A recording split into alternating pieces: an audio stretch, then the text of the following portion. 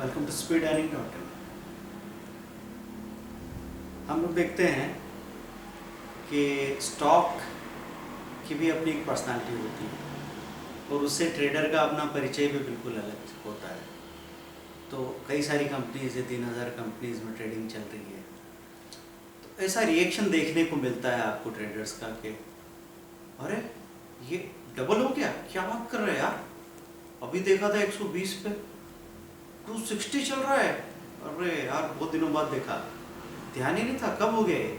इस तरह का रिएक्शन देखने को मिलता है।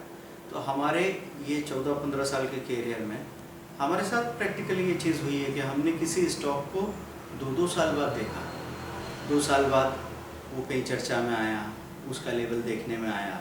जनरली हम एक ग्रुप के स्टॉक्स को खास तौर पर ट्रैक करते हैं और उसी में आप सभी लोगों को ट्रेड करने के लिए सजेस्ट भी करते हैं ताकि सभी सुरक्षित रहें। स्टॉक की क्वालिटी सबसे बड़ी चीज़ है।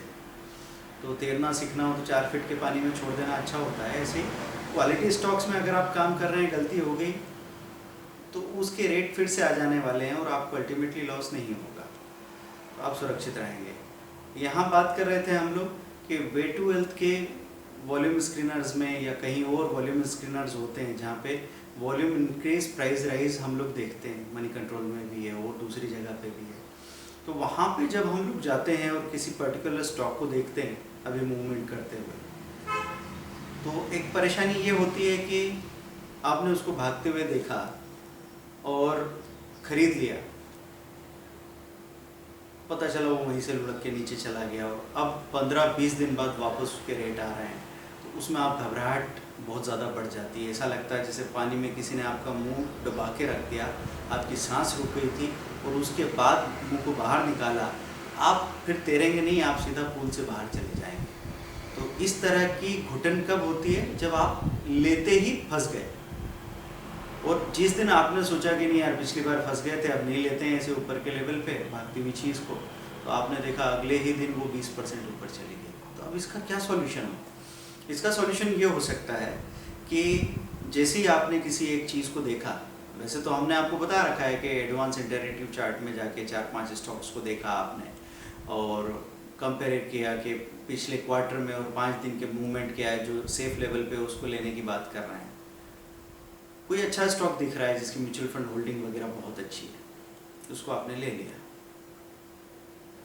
अगर नहीं लेते हैं बिल्कुल, तो ये चीज़ हो सकती है कि आज आपने देखा था, देख के फिर आप कहीं और निकल गए और दूसरी बार जब 1-1.5 महीने 2 महीने बाद देखने में आया तो वो चीज़ लगभग 50% ऊपर है, आप भूल ही गए। तो इसलिए ये एक तरीका प्रैक्टिकली मुझे सही लगता है कि 10,000 रुपये का माल खरीद लिया, एक छोटा सा टुकड़ा अटका लिया, अब अगले दिन अगर वो 10-12-15% ऊपर जाता है, 5% ऊपर जाता है, आप अपना आधा प्रॉफिट बुक कर लीजिए और अब इसके लुढ़कने का इंतज़ार कीजिए। लुढ़कने को क्यों छोड़ रखा है हमने? क्योंकि कहीं ना कहीं एक कील गाड़ के रखेंगे तो दूसरी कील गड़ेगी उसी सिलसिले में। तो यहाँ हम बात कर रहे थे कि एक छोटा सा हिस्सा जो अटका के रखा है वो आपके पोर्टफोलियो में आपको रोज़ रोज़ दिखता है, तो आप उसको ट्रैक करते हैं, प्रैक्टिकली ट्रैक करते हैं, लगातार ट्रैक करते हैं और फिर उसको नीचे के लेवल पे हम 1-2-3 के रेशो में अक्यूमुलेट करते हैं और अल्टीमेटली 20 से 30 दिनों के अंदर ये चीज़ 20 से 25% का आपको अप्रिशिएशन देती है।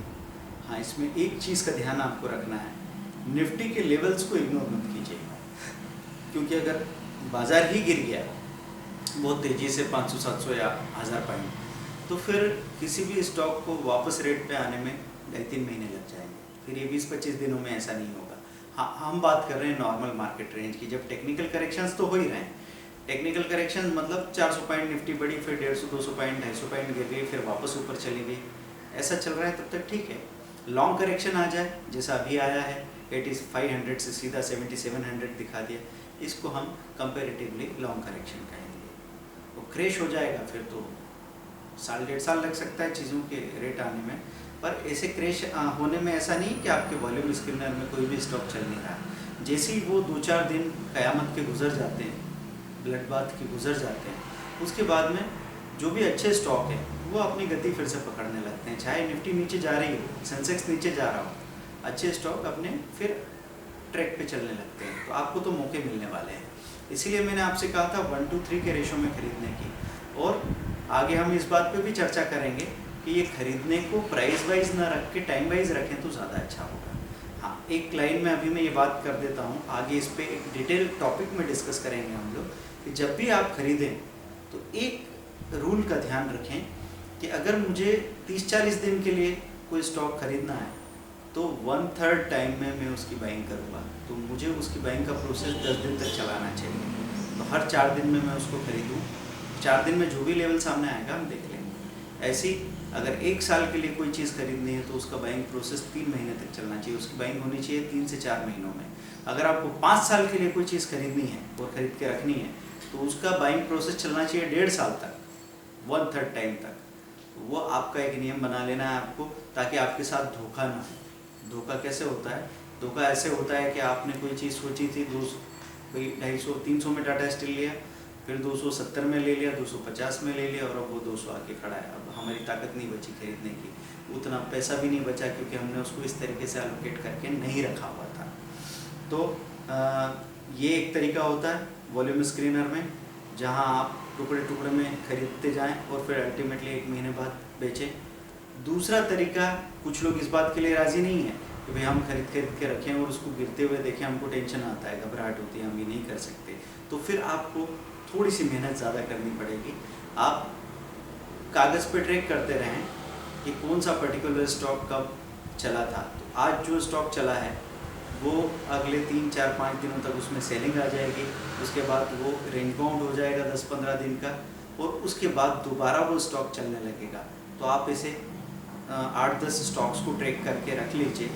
आज की तारीख में 2 दिनों में आप ऐसे स्टॉक निकाल के ला सकते हैं जो अच्छे हैं और वो अपने 52 हफ्तों के हाई को भी तोड़ रहे हैं और उनमें एक अच्छा मूवमेंट है।